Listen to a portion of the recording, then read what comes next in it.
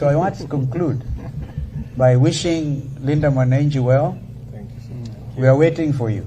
Thank you. On Monday, I am the party leader of Azimio La Umoja One Kenya. Once you have sorted out your the registration details, and by the way, the Honorable Karoli Omondi is a Secretary General. I'm the party leader. We have a meeting on Monday. The council, which is chaired by President Uhuru Kenyatta, and the executive, which I chair also as party leader. We have almost clearly visualized a way forward, but we continue to share that with you. But in the meantime, fight hard.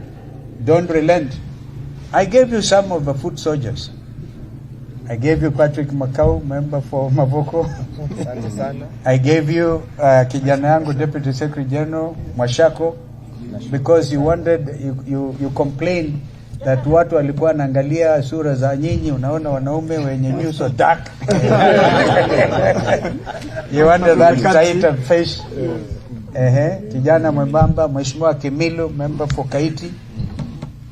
And I think that this is the spirit of freedom. We come along with Senator Richard Onyonka, Senator Khalwale, kijana Kibagedi, kijana yangu, over time. But of course now we are trying to do something for killing